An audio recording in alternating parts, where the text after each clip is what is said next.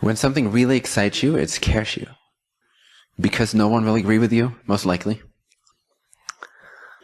Because those that have surrounded you are the result of your past thoughts, your past conditioning, your past frequency. So when you think of a new expanding, new state of being, vision, frequency, inspiration, it takes you to another level of expansion, another level of understanding, another level of intelligence, sometimes unimaginable, unspeakable. How does that compute with your circumstances? Well, it doesn't. And that's where it often frightens you a little bit. It triggers you. But that's good, huh? So every time you expand, every time you ask yourself, what am I psyched about now? And usually it's a form of dropping a whole thing that you've been holding on to because of some idea of lack, and this is bringing you security or whatever. And just drop that whole thing that doesn't feel good anymore. Enlightenment by elimination. Eliminate, eliminate, eliminate. Boom, boom, boom, boom. Out of love. It is a loving attitude. It is in alignment with acceleration. And acceleration helps all that is more effectively than when you think you're helping all that is. The only way you're helping all that is to be psyched. That will guide your way. Be psyched. Be stoked. Be excited. There is no sense in living your life if you do not wake up with some kind of conscious concept of excitement, some kind of vibrational alignment. It's okay if you have your valley experiences, and it's okay if you have your negative definitions. It's okay if you have your limiting beliefs. I'm not saying you should feel excited all the time. I'm saying that there should be at least some kind of clarity in your life every single day that places the focus past the obstacles. And that is most easily done by staying in front of the obstacles, not even taking the course, which is the circumstances which do not even exist to begin with. Do not believe in the obstacle. That's the quickest way to be focused into something that is more expansive than the obstacle. Does that make sense? Because your state of being is right here. The obstacles are only ever out there. So just don't bother. Don't go out there anymore in your consciousness. Remain right here. In your creational flow, in your alignment, in your bliss, in your courage, in your psychedness. Does that make sense? Can you feel into that? It's the best way to serve infinity. It's the best way to serve all that is. Best in terms of simply most effective, most enjoyable, most all-round beneficial, less seemingly disharmonious, dysfunctional. It's all relative because it's all serving the one. It's all an experience that's creating something new. But why bother going about it that way if you can go about it this way? And you'll feel the difference, and you will not be able to go back to your own mind, basically, because that's what creates the circumstance, your own mind. It doesn't feel pleasant to be back in your own mind. At some point, you don't have an own mind anymore. But it feels like you're trying to squeeze yourself into a corset. Oh yeah, I remember this. Can't breathe. Energetic corset. That's the contraction. Contraction is letting you know you are presently operating on a most frequently unconscious idea that is out of alignment with the way the universe effectively works. It's still a truth. You can still exhibit it, believe in it, express it, work from it, try to make it work, try to make it be part of creation. But it doesn't work. It doesn't flow. It's not in alignment. And so you feel that. There's a perfect mechanism right here, right there. Your body. Ta-da! It's just meant to let you know what's up. Hey, buddy, pay attention. You're too focused on your circumstances. Oh, that's great. Thank you. Instant liberation. No need for psychotherapy. Ta-da! Whoa. I actually interpreted feelings the way they were designed to be interpreted. Contraction means you're believing in an idea that's out of alignment with the way the universe works. Expansion means you are riding the wave of the way things actually work.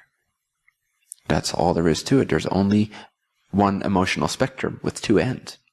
bliss and depression, however you want to call it, lack and abundance. There are no 28,000 emotions.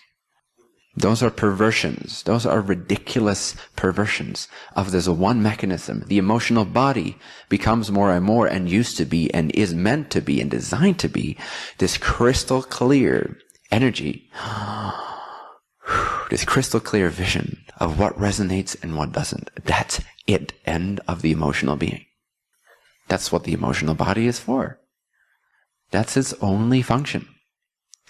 We've given it way too many jobs. It's a little burned out, a little overloaded with ideas that don't fit into your natural frequency expansive self. So why am I saying all this when I say the meeting is about creating your reality? It's because creating your reality is effortless. It really doesn't require you as a personality to sit down and visualize the life of your dreams, although they can totally be an activator. So it has its place. But if you understand this principle, it will do all that for you. And sometimes you use your imagination and your visualization because they are non-physical and they are not focused in on what is. They are actually tuned into what is possible, so that what is possible becomes what is naturally, like a downpouring stream of energy.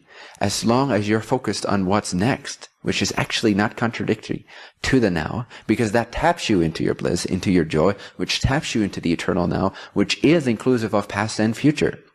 It's not a slice in between the past and the future. Just be here now, be here now, be here now. The future is here now. The past is here now. Expand that vision of acceptance.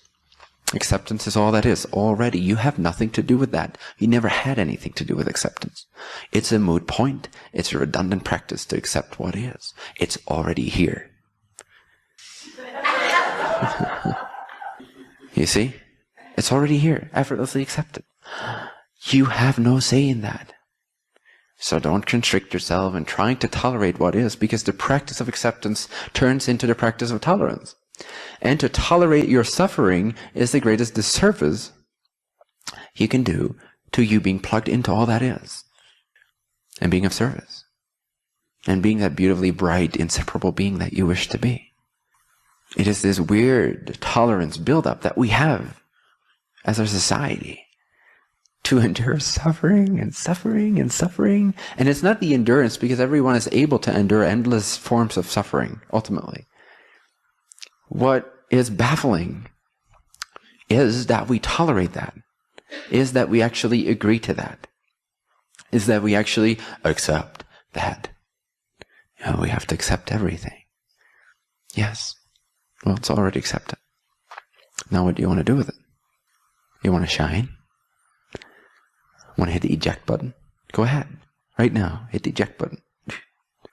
Be without a roof for the rest of your days. No roof. It's like one of those Harry Potter scenes. Whenever you look up to yourself, you see nothing but infinity and stars, infinite potential, endless parallel realities, dreams, waiting to be snatched up and brought into this church that is life as we know it, reality as we know it. The more you're just focused on the people in the room, the chairs in the room, the way everything has been set up for the past 20 years, you're not going to allow this space to change. If we want this space, planet Earth, to change, we have to look up, not at what is. What is absolutely redundant. It has no information for you other than whether or not it resonates. That's it. Does it excite you? No. Move on. Expand your vision. Look up to the sky. Look up to infinite potential. Let it tune you into infinite possibilities, because that is the eternal now. The eternal now does not look like tolerating suffering. The eternal now is endlessly blissful for no reason, even though it has infinite reasons to be blissful.